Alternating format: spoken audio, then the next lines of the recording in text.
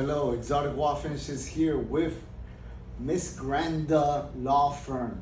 So, guys, she is an attorney for law meaning for divorce, for child custody issues, stuff like that. So, if you guys need any help in divorce situations, she's the one to call.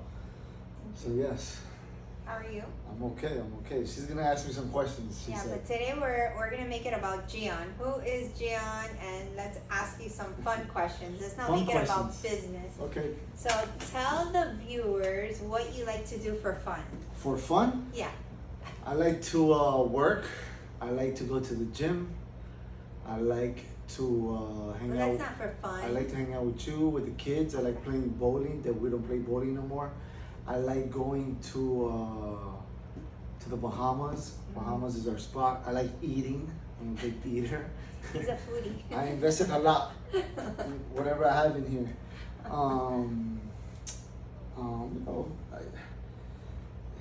So you said food. So what's your favorite restaurant? Like, where do you like to go to eat? It's hard. I like Peruvian food right now, I guess. It'll probably be like Ceviche 105, Peruvian restaurants, you know. It's the flavor. I like the flavor. Like, we just finished leaving a steakhouse right now. It's just steak. Of course, steaks are always good. You can't go wrong with a steak. But you know how a steak tastes everywhere you go. It tastes the same, basically, unless they put a butter sauce, whatever, on it.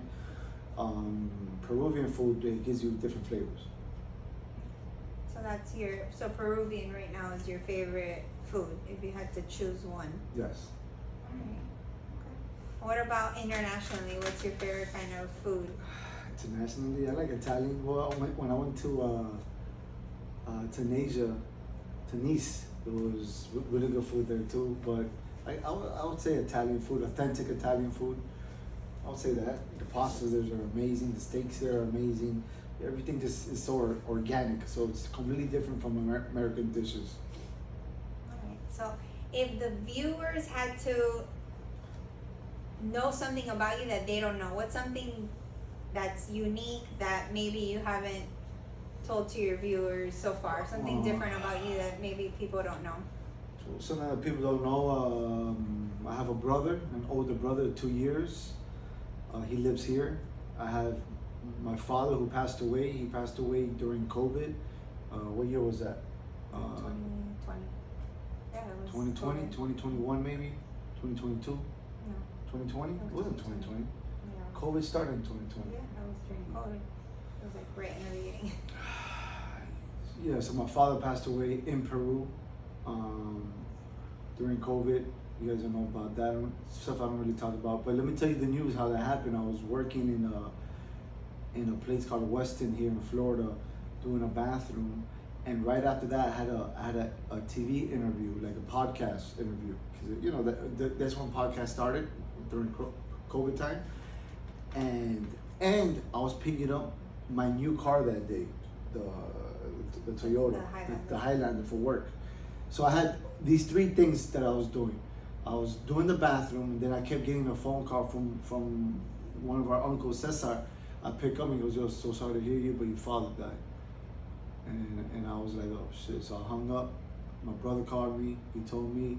I didn't even talk. I finished that. I went straight to the interview. I did a podcast. They didn't know anything. Then I went to pick up the car, and I was focused on all this. And after I picked up the car and I went home, that's when it hit me. But I turned it off. So let's talk a little bit about that. Your childhood growing up. Tell the viewers a little bit about who you are.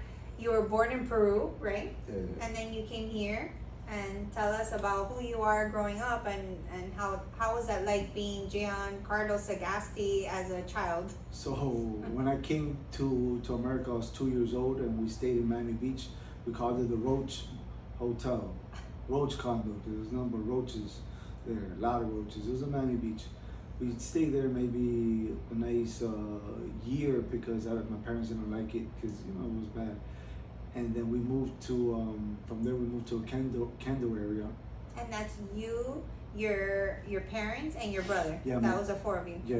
My father, my mother, my brother, and I.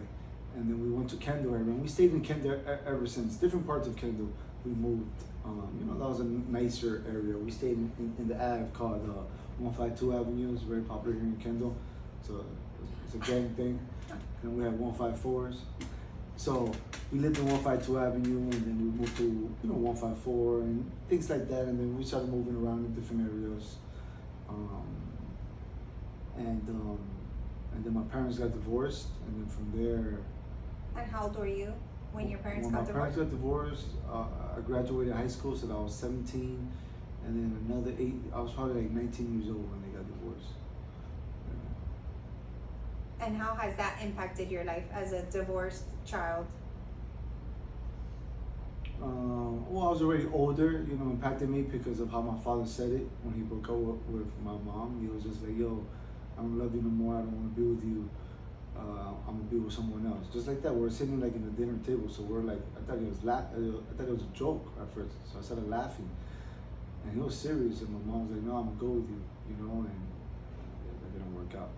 So when they got divorced, I stayed with my father because I didn't want to leave him.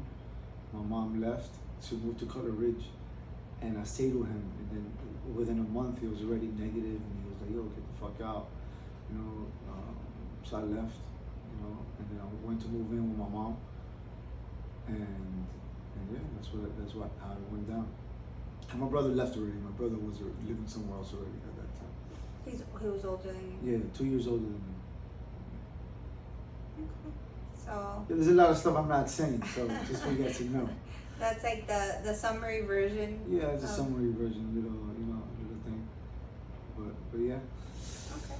And then I guess tell us a little bit about how you started Exotic Wall Finishes. So Exotic Wall Finishes. So I have, pretty, I come from a good family, but I did everything on my own, I started working when I was 7 years old in the flea market with my father, hustling. He was a huge hustler, my father. And I learned how to speak to customers, I learned a lot from him in that sense, how to sell things. So I always been working, I've always been a working man. I think Hispanics are very hardworking gentlemen, ladies too, both sides. And, so my mentality was always hustling, working, stuff like that. So when I learned this trade and I got really good at it, and I left the company I was working for, I was the face of that company. We're talking about Forensic. And when I left, I started Exotic Wall Finishes because I was the face of that company. I continued with my videos. I blew up, and I blew up pretty quick. That's when I really started making some money. And then somebody who didn't know much about finances because I was by myself.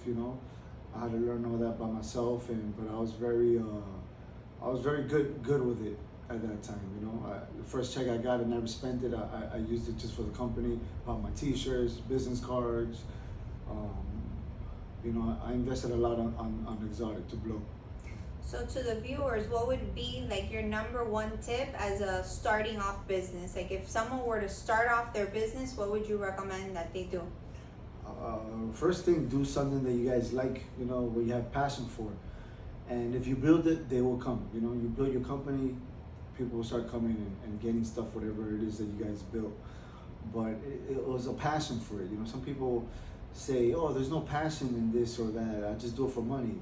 I understand you do it for money, but when you do it with passion, it's more success will come to it. Like I heard Andrew Tate say in one of his podcasts, it was like, oh, the guy who has a cement company, you think he cares about cement? He just cares about money.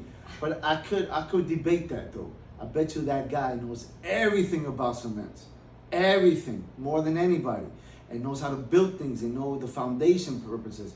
So it's not about if he's excited about cement. It's just he's knowledgeable of cement and he knew how to use it to make money. So it was knowledge of a particular product. Knowledge and liking what you're doing. Yeah, because he had to sell it, and he had a multi-million-dollar company. This guy. So you have to believe in it. You have to believe in it. So passion is very, very strong, and everybody who does things with passion, I haven't seen anybody fail that has had passion and did something with passion. I haven't seen anybody fail yet. I agree with that. That's super important with everything that you do. and it happened to me too in my areas of law. You know, I've been practicing now. I'm on my 19th year of practice, and during my career, I tried in the beginning. I tried a little bit of everything. You know, I did foreclosures, I did bankruptcies, I did family, real estate. And not until I really focused on what I really loved doing, which is family and real estate, that's really when, you know, when I started doing extremely well, because I was doing what I love to do. When you do things that you're not as passionate about, I feel like it makes a difference in your work product and in how you feel just every day waking up and doing what you're doing. Yeah, I totally agree. Like, I have employees that have been doing this for years, OGs. You know, I surpassed them, you know, they've been doing it longer than me, and I do it better than them and stuff like that. But the thing is that I see them and they lose their passion for it. When you lose passion for it, you don't work the same. He didn't care about the wall the same and made love to it the way we make love to these beautiful walls. And I saw that, and it just disappointed me. And those are the people I let go. Like, you don't have passion for this no more, man. I go work in a hotel or something like that. I have a great applicator who lost the passion for it. And you saw it. He didn't care anymore. He didn't come in time no more. He always taking breaks, and he loved fishing. He loved boats. Why? Because he was at my house and we're having a conversation. Her father was there, and they started talking about fishing in boats, and he got so happy from here to here talking about it. I was like looking at him and I was like, dude, that's what you should do for a living. Like, go charter boats and take people fishing. Look at the passion that you have for that. He became a different person. And I think that's super important, man. Just follow what you love, man, if you want to be happy in the line of work you do. One final question before we finish. What is your vision now that you've started, as you guys have seen, exotic luxury line coding? Like, what's your vision for your company, and where do you see yourself in the next 5 years? So I'm building an empire, man. My thing is building an empire, exotic empire. And the goal is, if anything happens to me, if anything happens to me, the company keeps moving forward. The whole point, the whole objective of a company to be a living organism, right? It will survive with or without me. And that's what I want. I built something so strong, name-wise, and I made the whole world know about Venetian Plaza Marmarino. The Italians didn't do that. You know, the Italians sold it, yes. It comes from Italy, but they didn't put it out on the map the way I did, worldwide. And I'm not puffing up my head saying that. It's just how it happened. And because of that, made me successful, and I don't want it to fade away. So I built this because all I was an applicator. So if something happens to me, my kids don't really want to be an applicator. So I started the company selling Venetian plaster, doing exotic academy, training people how to do Venetian plaster, selling tools, all that, and that is the goal for that too. Awesome. All right. I think we're pretty much set. So those are little summarized questions, but that she asked. Thank you for asking those questions, man. For the viewers that don't know that much, but yeah, man. Thank you. Thank you for having me. That's how we do it, baby. It's exotic. Sexywalls, Mr. Sexywalls, Mr. Exotic. Yeah, man, we're not stopping, guys. So if you guys want to learn how to do Venetian plaster, learn something about law, everything, we have it here, you know. I think she's going to be doing some law trainings. We should do that. We have a beautiful academy class upstairs. So maybe, you know, I don't know. That'd be pretty cool for you. Because you love what you do. So guys, thank you guys for watching.